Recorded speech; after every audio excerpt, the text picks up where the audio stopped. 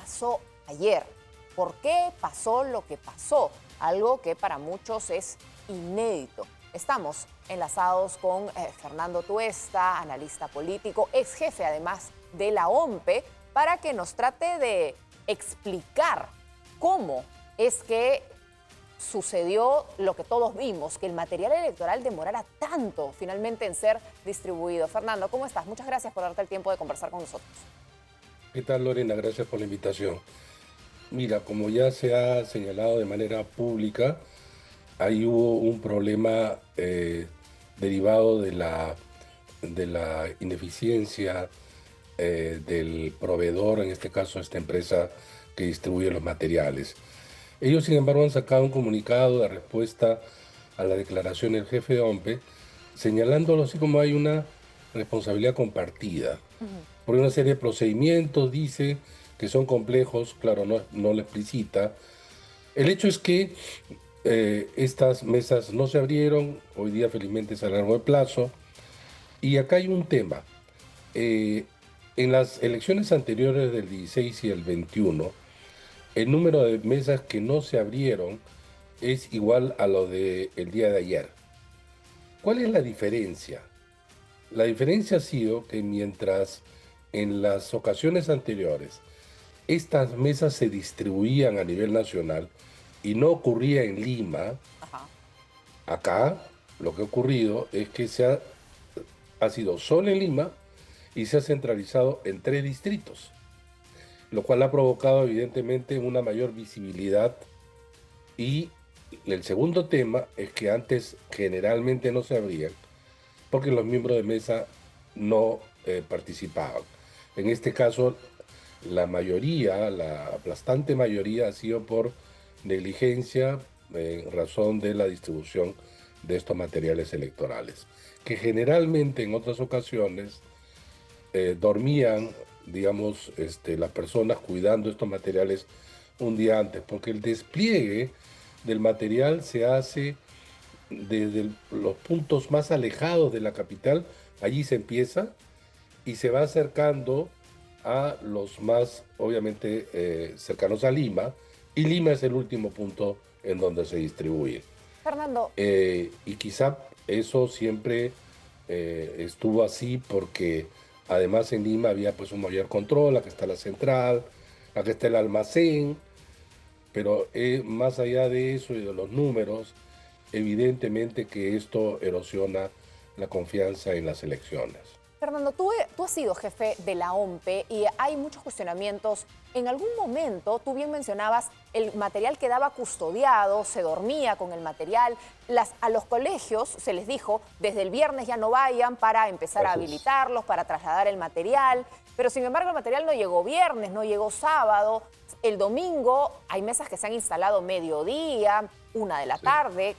Poco antes de las 2, en distritos absolutamente céntricos, donde no habría habido problema en hasta llamar un taxi, hasta subir el No debería. material a los carros propios de los funcionarios que tenían que trasladarlo. ¿Las Fuerzas Armadas no apoyaban antes las Fuerzas Armadas el rol de distribución? Solamente la custodia y la parte de la seguridad. Las Fuerzas Armadas no se encargan de eso, Ok. nunca se han encargado. Pero tú tienes razón en lo que señalas, a lo que habría que agregar lo siguiente. Eh, Acá hay un tema de negligencia, pero también hay algunas cosas que probablemente no se han explicado, y entonces, claro, uno puede hacer algunos supuestos, ¿no? Por ejemplo, muchos colegios, sobre todo privados, aun cuando no solo, ya no entregan, ya no prestan el local como local de votación. Sí. En los casos de los públicos hay problemas, como se ha reportado, de un tema de deterioro, no había luz eléctrica, etcétera. No es fácil, ¿no? Y entonces quizá también ha llevado a que una serie de procedimientos no lleguen a calzar con, digamos, la eficiencia que requiere un proceso electoral que es muy complejo, porque todo tiene que llegar al punto del día de la elección así como si fuera un reloj cronometrado. Esto, sin embargo, lastimosamente ha afectado la credibilidad del proceso, pese a que, como hemos comentado, se trata de un porcentaje muy pequeño y que ahora va a ser suplido, digamos, resarcido de alguna manera con la asistencia a votar el día de hoy en los distritos de Lurín, Pachacamac y San Juan de Miraflores. ¿Te pareció oportuno que se ampliara el horario de votación solo una hora? Porque la queja o el reclamo ciudadano era, yo que debí votar a partir de las 7, 8, 9, recién he podido votar al mediodía, pero solamente me han dado una hora más luego, para especialmente aquellas personas que quizá no pudieron regresar, se les complicaba porque debían trabajar, en fin. No todo el mundo tiene el domingo absolutamente libre para ir y volver cuantas veces sea necesario al centro de votación. Sin duda. Pero en general, por ley, el horario de votación es de 8 a 4. Se modificó la ley para que en esta oportunidad sea de 7, o sea, una hora antes, a 5. Como vinieron estos problemas de la tardanza en la distribución del material, el Jurado Nacional de Elecciones, en un hecho inédito en este siglo, amplía por una hora. Eso se hacía en el Perú el siglo pasado.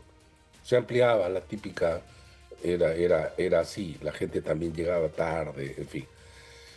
Pero entiendo yo, según las cifras que han dado, que las personas fueron a votar, porque en realidad 6 de la tarde no es poco tiempo.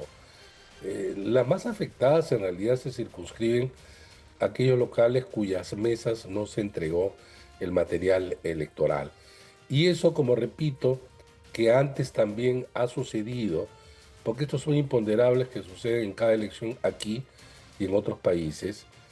Lo que ocurre es que ha estado concentrado en Lima y en algunos distritos, lo que le dio un nivel de visibilidad, lo que no quiere dejar, no quiero dejar de lado, que sin embargo hubo responsabilidades administrativas, problemas logísticos que se tiene que investigar y que obviamente se tiene que sancionar a quienes resulten En ese caso, responsables. hablando de las sanciones, se ha hecho una detención en flagrancia al gerente de gestión electoral y por otro lado, desde la Junta Nacional de Justicia han anunciado el inicio de una investigación preliminar contra el jefe de la OMPE en atención a los hechos denunciados. ¿Cuál es tu posición sobre Habría ambos? que, habría que aclarar lo siguiente, Lorena. En el caso de la Junta Nacional de Justicia, quien saca el comunicado es la presidenta. No se reunió en el Pleno para sacar el comunicado. Un comunicado, de mi punto de vista, sí, inoportuno, inconducente, impropio de una institución que se relaciona con otra en un grado de relación de organismos constitucionalmente autónomos. Pero más aún todavía, tratándose de una presidenta que ha sido congresista de un partido que está en competencia, que es Podemos. Entonces ella debió tener el mayor de los cuidados para que no ocurra eso. En todo caso, se reunía hoy día con el Pleno o ayer y probablemente emitía un comunicado. Pero tú no puedes sacar un comunicado pues amenazador en donde tú incluso dices que va a revisar la ratificación. ¿Qué tiene que ver una cosa con otra? O sea, yo entiendo y que es necesario que se investigue y de verdad se sancione a quien corresponda, pero una cosa es eso y otra cosa es querer aparecer un poco en la película, ¿no? Cosa que no corresponde. De la misma manera, hoy día detienen a el gerente, uno de los gerentes, según la policía, involucrados, en pleno proceso, siendo él una cabeza importante. No creo que sea operado con digamos, el cuidado que corresponde. Quizá esto se ha visto bien por la población en general, pero hay que decir las cosas también claras, no es lo mejor. Hay momentos y este no era el momento. Fernando, permíteme hacerte también una consulta ya sobre el proceso que en estos momentos vamos conociendo los resultados. En el caso de senadores, a ver, hay como tú nos explicaste, dos accesos al Senado, ¿no? El Senado el nacional y el Senado por regiones. ¿Cómo es que los partidos entran al Senado? Porque ya empezamos a ver imágenes de la composición del Senado, cuántos van a tener, cuántos no, pero todavía se están contando. ¿Qué pasa si un candidato tenía una gran votación en Senado Nacional, pero ese partido, por ejemplo, no tenía candidatos en Senado único? O al revés, ¿hay algunos en riesgo de quedarse sin Senado absolutamente? Sí, mira, hace ya bastante tiempo, el año pasado, por lo menos en mis escritos y en mis intervenciones, señalaba que el umbral de la representación es el más alto de la historia y que de los 38 listas, tan solo iban a ingresar 5 o 6, y es lo que está ocurriendo, 5 o 6. Entonces, tú puedes tener muy buen número de votos preferenciales, Ajá. pero si tu partido no ingresa, lo mismo que nada. Eso ya ha sucedido antes. Entonces, efectivamente lo del Senado es un poco más confuso porque hay dos vías de acceso al Senado y la ley dice que requiere el partido sacar el 5% de los votos y conseguir 5% de los escaños, que en el Senado es 3. Estos 3 lo puedes conseguir en la parte de distrito único o en la parte Ok. de regional o la combinación de ambos, ¿no? O sea, no tienes que ganar dos circunscripciones electorales, No, como en algún no. momento se ha leído también, porque empiezan a correr tantas versiones sobre cómo se accede al Senado que en Sí, verdad pero uno está se mal, confunde. está mal. Antes la ley era para la unicameralidad, que tú tenías que conseguir 5% de los votos o 6, en este caso congresistas, en más de una circunscripción. Esta parte de en más de una circunscripción ya no está en la ley. Por lo tanto, no te limitan. Podrías conseguirla en el lado nacional o en el lado regional o una combinación de ambas. Perfecto. Muchísimas gracias. Te agradezco, Fernando, también por No, explicarnos. gracias a ti, Lorena. No, Hasta la muchas próxima gracias, porque oportunidad, es pues. importante también entender cómo se va a componer las dos cámaras, ¿no? Por eso también más adelante vamos a estar hablando con Santiago también de cómo va la contabilidad con esa votación. Pero ¿qué les parece si nos vamos en vivo ahora